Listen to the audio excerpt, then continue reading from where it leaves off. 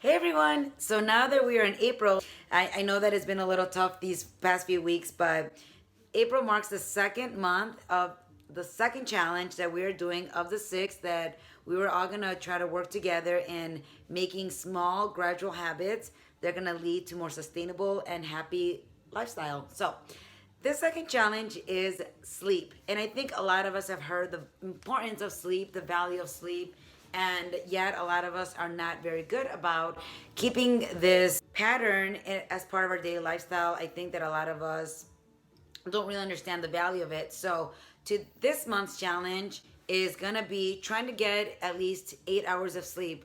For many of us, we're waking either very early or we are going to sleep very late and then just sleeping in the rest of the day. So a lot of us have inconsistencies. So one big advantage of this quarantine is that we actually have more control of our day, more than we've ever had, because a lot of us are working more from home or we're with our families more, so we're able to set a more strict schedule with sleeping. So I want to challenge all of us to try to get to bed in the ninth. We're in the ninth hour, at least for a good week or two. If we can try to get in bed by 9, I know that seems silly because it's like, well, I don't have to wake up early. You're gonna realize you have so much to do in the mornings. Your mind is just more focused and you're gonna feel just more rested. So I wanted to go over a few motivating reasons why trying to go to bed in the nines is going to be beneficial and why we would want to do it for at least 2 weeks. The first and number one that's going to be of biggest interest is our weight. When we don't sleep enough, it actually disrupts our hormonal balance and it causes us to not be able to connect fully with our satiety hormones, and it actually makes us more hungry. So with that said, it affects our metabolism as well, and we start to make poor choices during the day. There's a lot of studies that have shown that when we deprive sleep, we end up snacking more and we tend to pull on more weight. When you sleep more, greater connection with level of fullness and understand our body more. When we are sleep deprived, we basically crave comfort foods. And then that's when we start to snack on the wrong foods. So if you're really wanting to have more control of your eating or be more in control of your weight, getting enough sleep is critical for that. Second is memory. When we're sleep deprived, we know we can't focus. So it affects our ability to even take in new information that day. And I don't know about you, but when I'm sleep deprived, I am not in the best mood. So if mood and your tolerance and patience is a big thing for you and very important, then getting enough sleep is a part of that as well. Everything just becomes a big cycle. We don't sleep enough, then we don't make the best food choices. If we don't make the best food choices, we don't feel our best. When we don't feel our best, we're not in the best mood. We're not in the best mood. It affects the relationships around us, and then it affects our ability to retain information, be our best at work.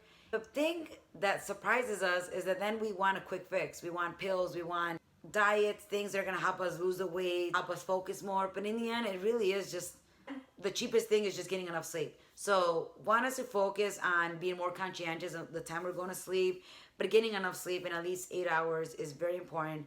Take this time right now that we have the time to appreciate that value and trying to go back to sleep early. So with that said, I'm gonna make it an effort to go to bed, and I'm gonna show you what time it is. So right now it is 8:30. So we have 8:30 right now. I don't know if you can see 8:30. It's 8:30. Now I know it seems a little absurd, like, oh, 8:30, that's really early. When you're not used to going to sleep really early, it's gonna take you a good hour to really hone in on what we're doing. So putting some relaxing music, putting eucalyptic oil in your humidifier, putting a nice candle next to you, things are gonna help you relax. A lot of times I just ask Alexa to do meditation, relaxing music. And then I realized like it's gonna take a good amount for your body to fully relax because you're so used to being on high gear. And I am actually used to getting my workouts in at night. So that has been really hard.